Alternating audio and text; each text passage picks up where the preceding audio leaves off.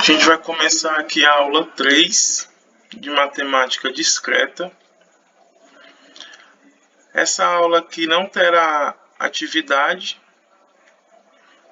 embora eu peça já para vocês resolverem as questões do capítulo 2.1 como treinamento, para testar o aprendizado do conteúdo da aula de hoje. Isso é importante. Mas atividade valendo ponto não pedirei na aula de hoje. Então a gente vai ver o que? Na aula 3, a gente vai ver dois princípios importantes em análise combinatória. É o princípio aditivo e o princípio multiplicativo. Muitos problemas de combinatória podem ser feitos através de multiplicação e adição, Mas isso não quer dizer que é simples, Porque o que deixa difícil um problema de combinatória é saber qual método usar. Saber se é uma combinação, se é uma permutação, se eu uso um princípio aditivo ou multiplicativo. Então aqui a gente começa com o teorema 1, que é o princípio aditivo. Então vamos lá. Se eu tenho os conjuntos A1, A2 até a N, onde esses são conjuntos 2A2 disjuntos, o que é isso? É que a interseção de dois conjuntos entre esses que estão aqui é sempre igual ao vazio. Ou seja, esses conjuntos aqui, eles não possuem elemento em comum. Então, a interseção de 2A2 deles, aqui na hipótese, é vazia. Isso para todo I e J, com I diferente de J, São os índices aqui, Então, se isso aqui acontece, a gente tem aqui, o seguinte resultado. A cardinalidade da união de todos os conjuntos é igual à soma da cardinalidade de cada um dos conjuntos. E aqui eu estou considerando que, obviamente, esses conjuntos são finitos, certo? Porque aqui eu estou calculando cardinalidade. Então, conjuntos finitos. Porque aí não faz sentido calcular a cardinalidade de um conjunto infinito. Então, pronto. A prova vai ser feita por indução. A gente vai começar pelo caso base. Aqui, é claro que para n igual a 1, o resultado é trivialmente verdadeiro. Porque a união de n conjuntos, se n for 1, é o próprio conjunto A1. E, por sua vez, vai ser igual, se eu tiver aqui a soma de n conjuntos, onde o n é 1, vai ser igual ao próprio A1. E é muito simples. Então, eu vou considerar a indução logo no caso n igual a 2. Porque eu vou precisar mais na frente esse caso. Então, eu vou logo começar por ele. Então, eu vou considerar o caso base como n igual a 2, certo? Então, vamos lá. Para n igual a 2, temos o seguinte. A cardinalidade da união de dois conjuntos disjuntos é igual à soma das cardinalidades deles separado. Como é que a gente prova isso?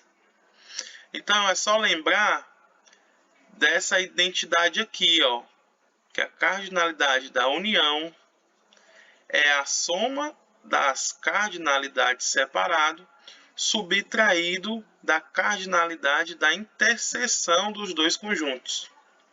Então, lembrando essa identidade aqui, o resultado é imediato. Por quê? Ora, por hipótese, o conjunto A1 e A2, eles são disjuntos, isto é, a interseção entre eles é igual ao conjunto vazio.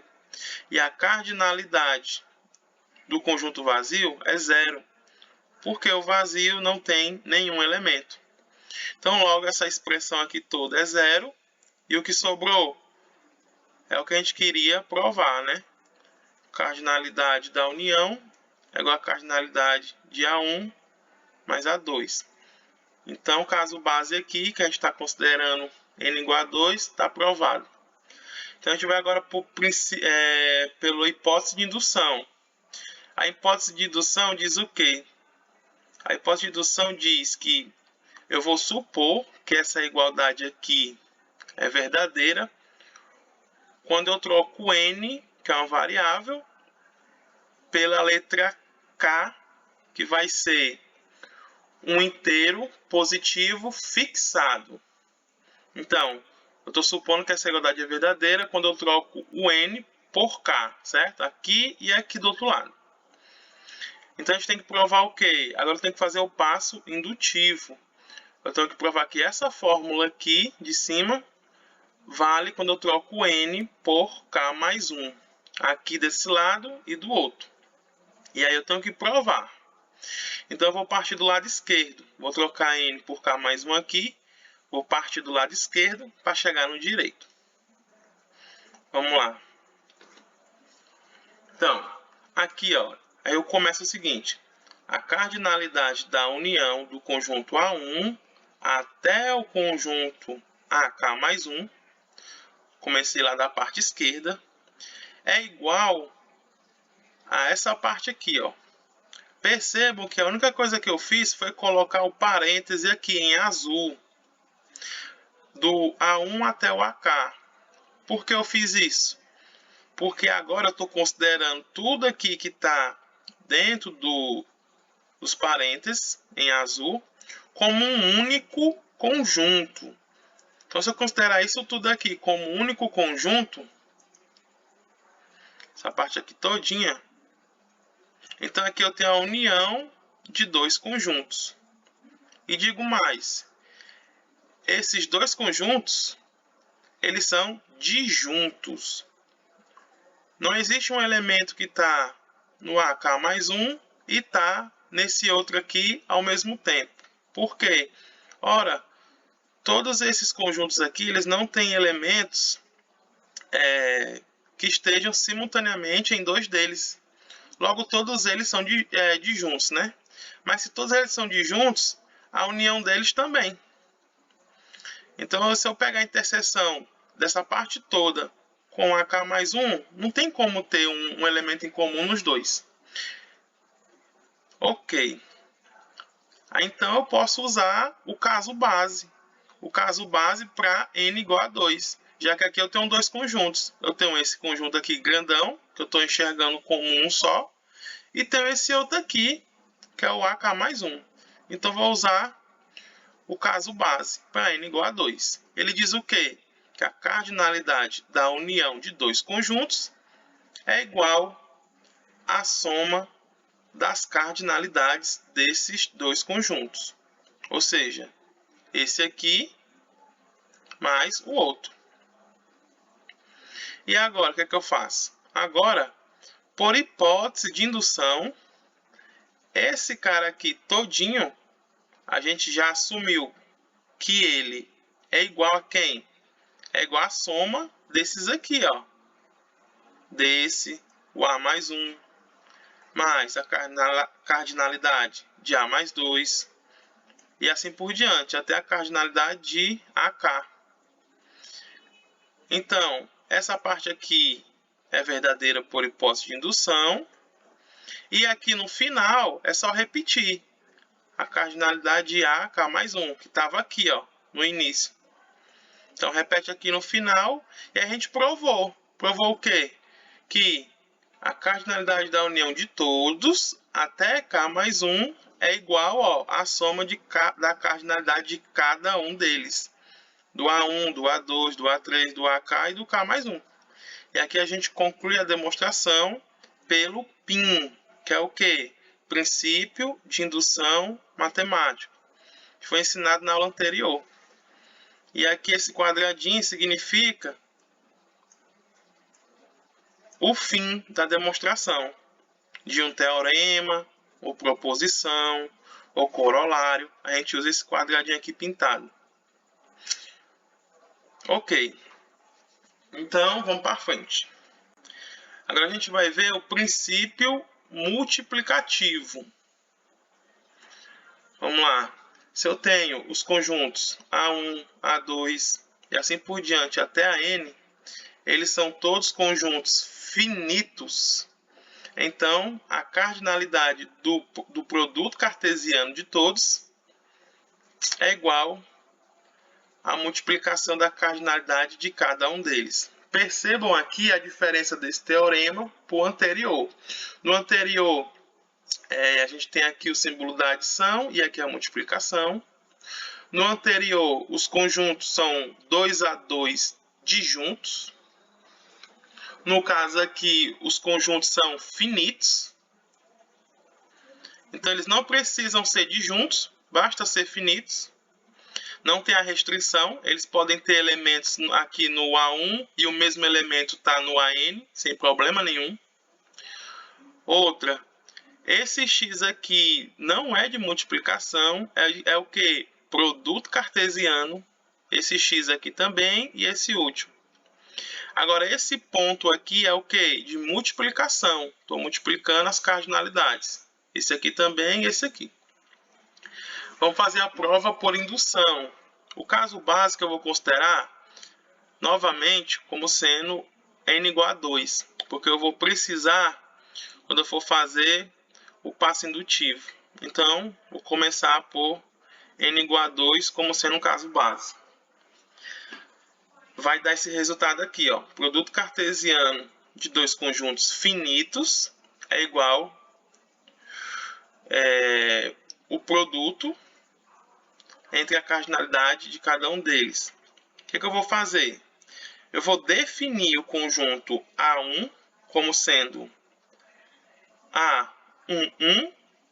Isso aqui vai ser o primeiro elemento do conjunto A1, certo? Então, esse primeiro 1 aqui, do 11, ele significa que é o 1 do primeiro conjunto. E esse segundo algarismo 1 do 11 significa que é o primeiro elemento. Aqui no próximo, A12. Então, aqui no 12, o primeiro algarismo quer dizer que é um elemento do conjunto 1. E o segundo algarismo, aqui no caso do 12, o 2, quer dizer que é o segundo elemento do conjunto 1. E aí, professor, onde é que isso termina? Vai terminar aqui no elemento A1, cardinalidade de A1.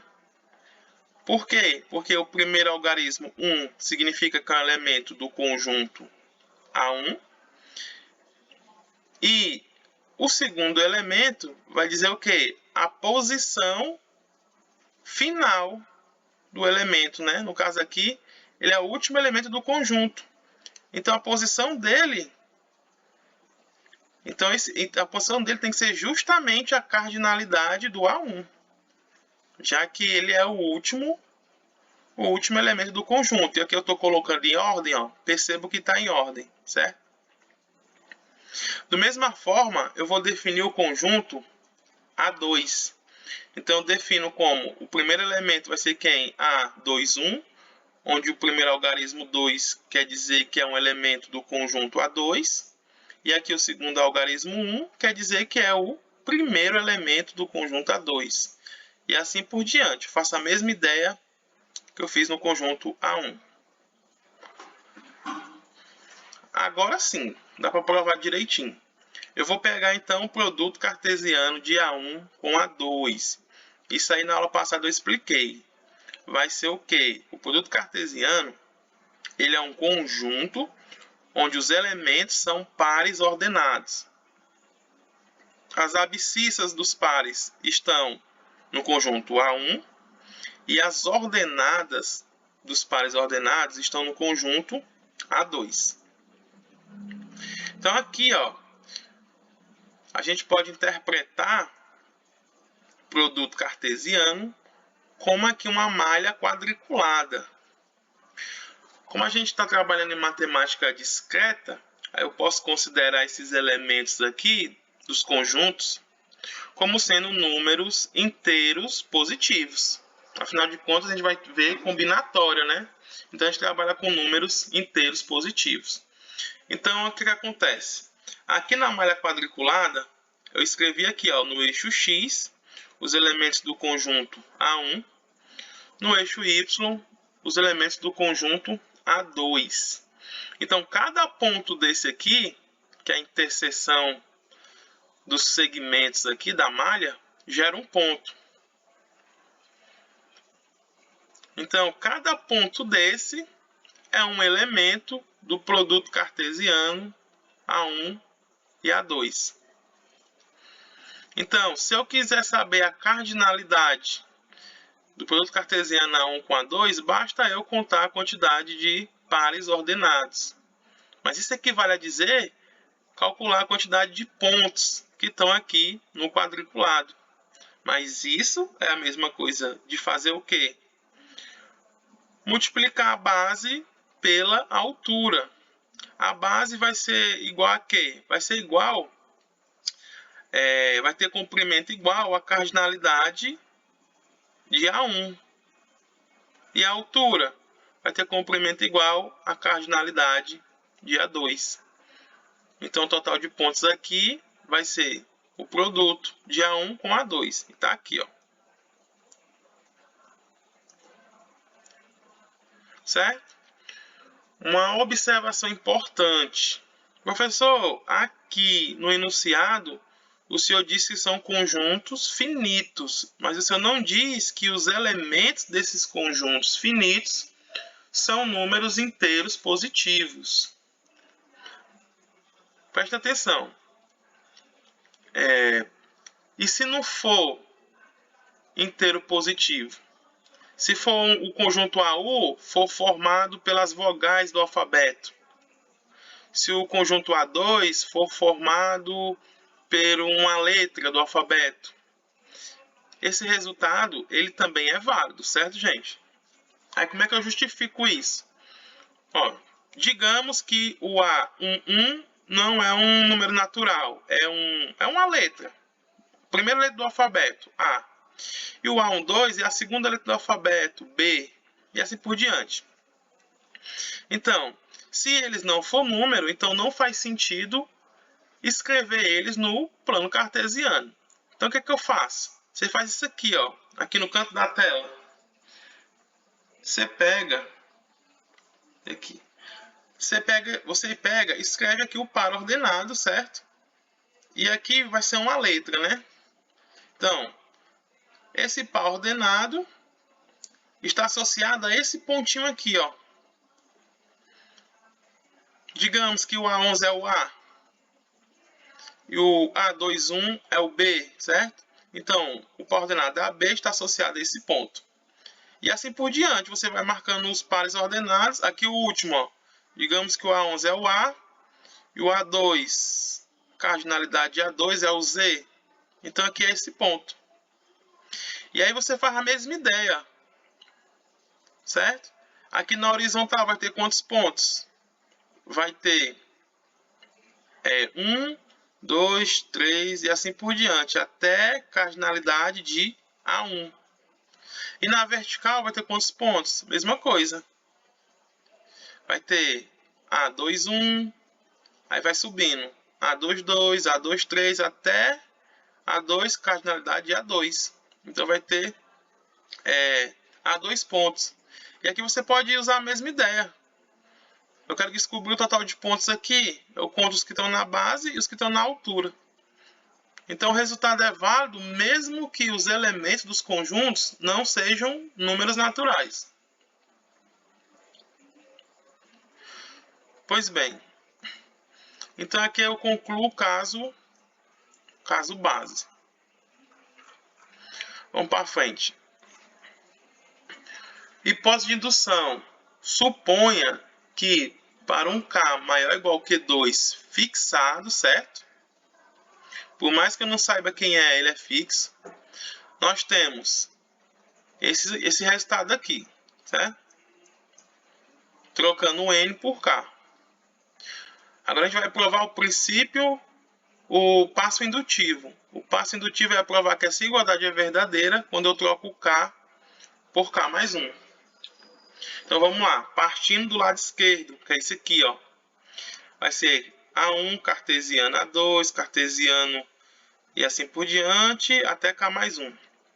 Mesma ideia, coloco um parênteses nessa parte toda aqui.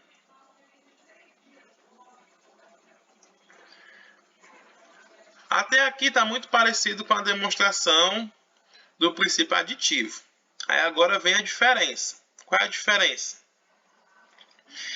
Você pega o conjunto AK mais 1, e isso aqui, essa parte aqui todinha, ela está me dizendo o quê? Ela está me dizendo o total de pontos com N uplas ordenadas, né? No caso aqui é K mais 1 uplas ordenadas.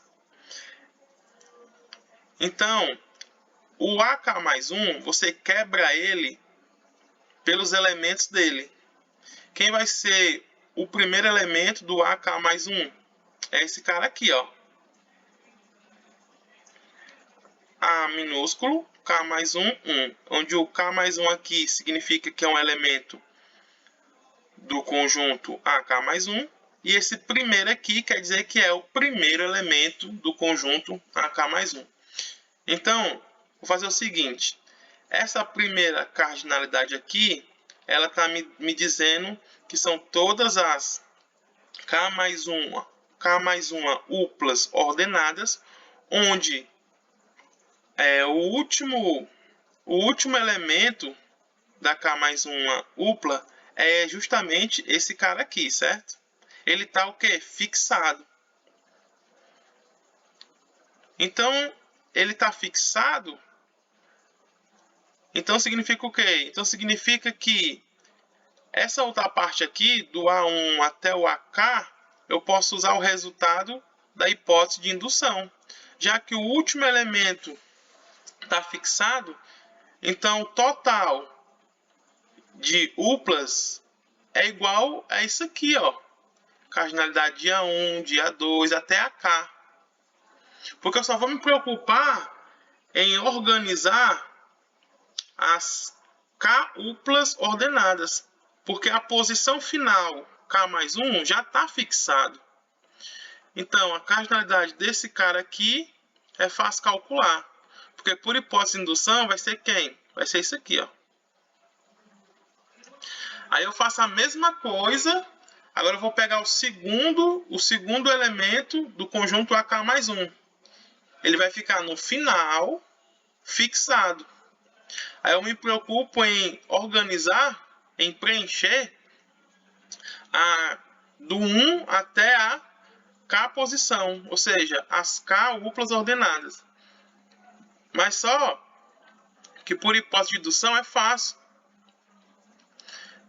Usa a mesma ideia aqui. Aí eu vou fazendo até chegar no último elemento de AK mais 1. Vai ser quem? Vai ser o Azinho, K mais 1, cardinalidade de AK mais 1. Então esse aqui vai ser o último elemento. E ele vai ficar na K mais 1 upla ordenada, ele vai ficar fixado também na última posição. Eu vou precisar organizar só os termos anteriores. Ou seja, a abscissa, a cota, a ordenada, até o penúltimo elemento da K mais 1 upla. Porque o último elemento está fixado. Então, eu uso a hipótese de indução de novo aqui. Aí vai dar essa parte aqui, ó. Então, pronto. Esses 3 pontos aqui é porque eu fiz esse processo repetidas vezes. Aqui, fixando o último elemento da upla como sendo o primeiro elemento de AK mais 1. Aí depois, fixando o último elemento da upla como sendo o segundo elemento de AK mais 1. E aí eu vou fazendo até chegar, até eu fixar como último elemento da upla, o último elemento do conjunto AK mais 1. E aí, para organizar os outros que sobram, eu uso a hipótese de indução. Então, tá aqui, ó. Então, vai ficar essas parcelas todas. São quantas parcelas? São AK mais 1 parcelas. Por quê? É só contar a quantidade de vezes, ó. É só associar aqui, ó, o índice. O primeiro está associado à primeira parcela. O segundo está associado à segunda parcela. Aí vai até o último. Tá aqui, ó. Cardinalidade AK mais 1 está associado à última parcela. Então, o total de parcelas é isso daqui. Então, o que eu faço? Esse número aqui, ele está se repetindo. Quantas vezes? AK mais uma vez, né? Que é a cardinalidade aqui, está escrito em azul. Então, eu coloco aqui, ó. Está se repetindo esse número, igual a cardinalidade de AK mais 1. Então, eu tenho agora essa expressão aqui. Por fim, eu uso novamente a hipótese de indução. Esse cara aqui todinho, eu posso quebrar ele. Tá aqui a hipótese de indução, ó. Posso quebrar ele como o produto de todos. Então, esse cara aqui todinho, eu quebro ele aqui, ó, como produto de todos, de A1 até AK. E o último aqui é só repetir. Ele está aqui e eu vou repetir aqui. Por fim, eu concluo aqui o resultado pelo PIM, princípio de indução matemática. O resultado é válido para todo n maior ou igual que 2. Na verdade, até para n igual a 1 é válido, né? Mas é tão trivial que eu desconsiderei. Professor, não entendi essa prova. Esse negócio de fixar o último da upla e organizar o restante. Eu vou fazer aqui o caso 3 usando geometria espacial, uma ilustração para vocês entenderem, certo? Então, como é que fica o caso 3? Deixa eu ver aqui qual é o resultado. Tá aqui. Pronto. No caso 3 vai ficar o cartesiano de A1 com A2 com A3. Vai ser igual ao produto da cardinalidade de A1 por A2 por A3, certo? Então, ó, a ilustração gráfica vai ficar assim, ó, certo? Então, aqui, imagine aqui um paralelepípedo, né? Uma caixa de sapato. Então, aqui na base aqui de baixo, percebam que é aquele quadriculado que eu fiz lá em cima, certo? Esse quadriculado aqui, ó. Estão vendo, ó? Esse quadriculado aqui é a base da caixa. Pois bem, então essa base aqui da caixa, a gente sabe que o resultado é válido nele para dois conjuntos.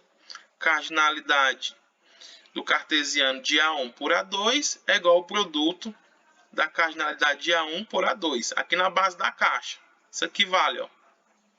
Certo? Essa parte aqui que a gente fez. Então, isso aqui já é verdade. Então, como é que eu provo o caso 3? Usando o caso 2. Eu faço o seguinte. Eu vou fixar como a cota, né? Agora eu estou enxergando assim, ó. Eu estou enxergando a abscissa, vírgula, ordenada, vírgula, e a cota, parênteses. Então, aqui no último, eu vou fixar esse cara aqui, ó. A, K mais 1, 1. Mas no caso aqui, esse K aqui, ele é o quê? Faz o papel do 2, né? Então, aqui vai ficar A3. Esse índice aqui é o 3, porque pertence ao conjunto A3 e é o primeiro elemento. Então, ele vai ser fixado aqui. Aí, esses dois aqui, como eu estou supondo que no caso n igual a 2 é verdadeiro, eu já sei que isso aqui é a cardinalidade de quem? De A1 e A2. Isso aqui eu já sei que é verdadeiro. Então vai dar esse resultado aqui, ó.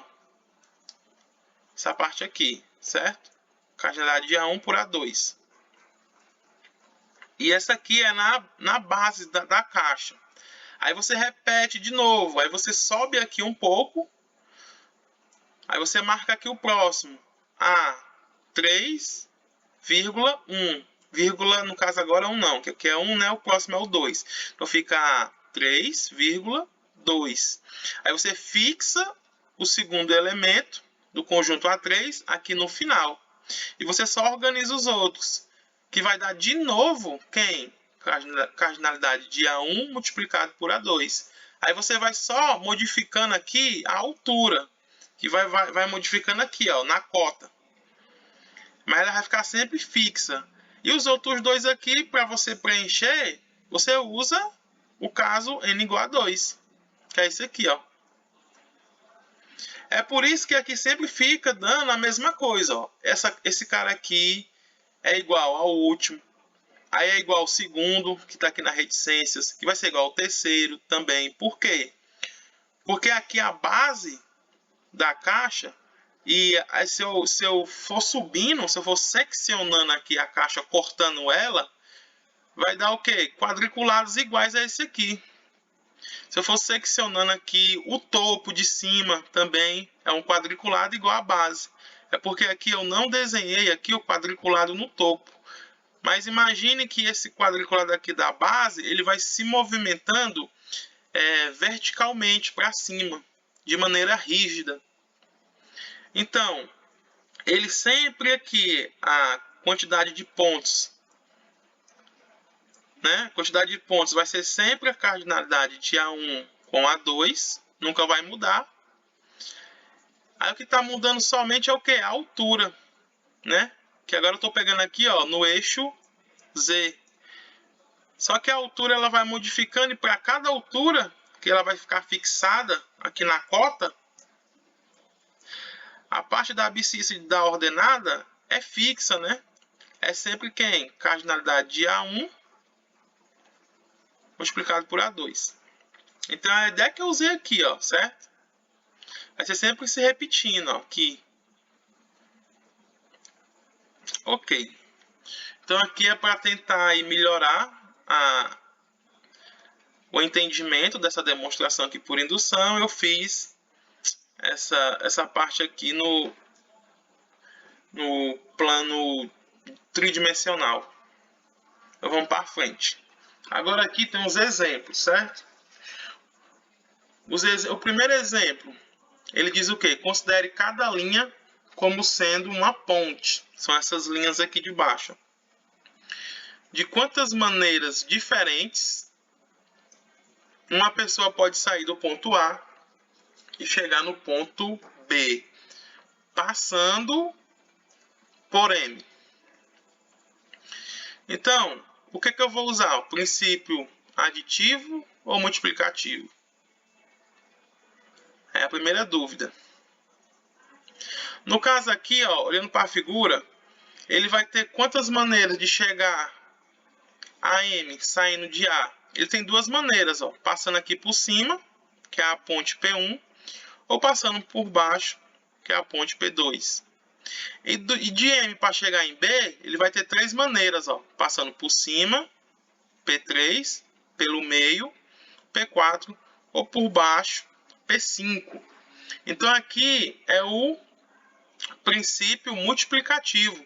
Então, duas possibilidades para chegar a M saindo de A, e tenho três possibilidades para chegar em B saindo de M. Logo, o total de maneiras é 6. Percebam que o que a gente fez foi encontrar o total de pares ordenados que podemos fazer utilizando as letras P das pontes. Ora, o primeiro caminho é P1, P3, que é aqui por cima, ó. P1, Aí chega em M, P3 chega em B. O segundo, P1, P4, ele vai por cima, depois vai pelo meio. O segundo, P1, P5, ele vai por cima e vai por baixo. E agora a gente começa por P2, P3. Aí ele vai por baixo e por cima. Então o resultado é nada mais, nada menos que encontrar os pares ordenados das letras P's. Mas isso é bem mais fácil somente multiplicando. O 2, que significa as possibilidades das abscissas, que são quem? P1 ou P2. E aí eu multiplico por 3, que são as possibilidades das ordenadas, que é P2, P4, P5. Então assim fica bem mais fácil do que você ir atrás de cada um dos pares ordenados. Então aqui eu usei o princípio multiplicativo.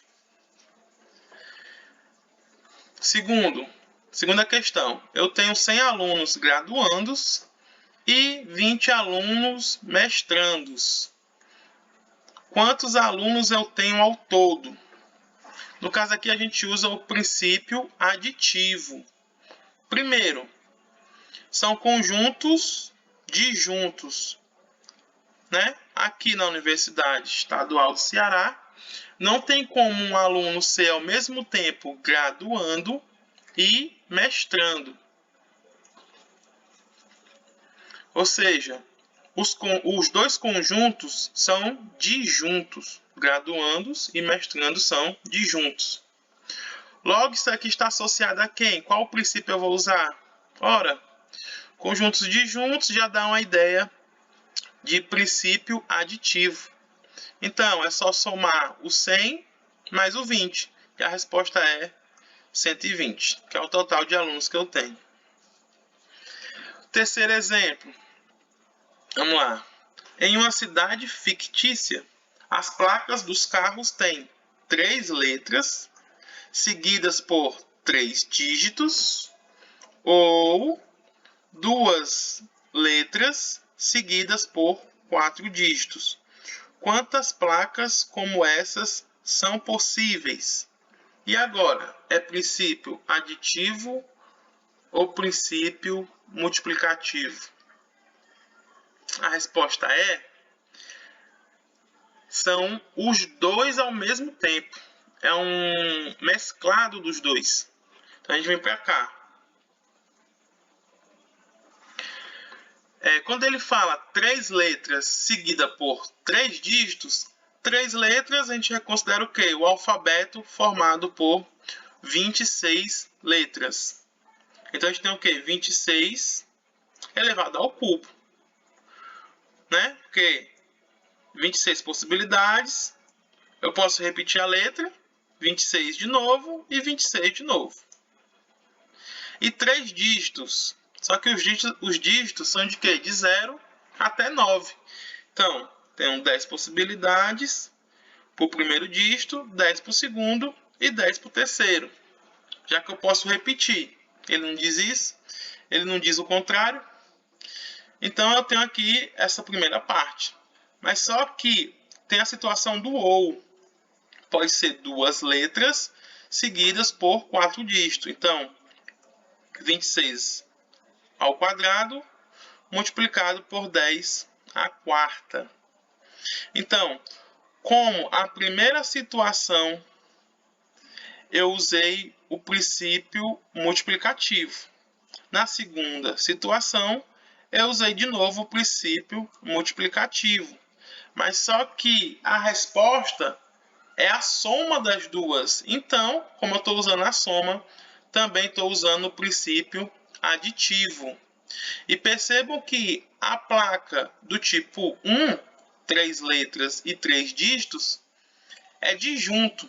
É um conjunto disjunto das placas de 2 letras seguida por 4 dígitos.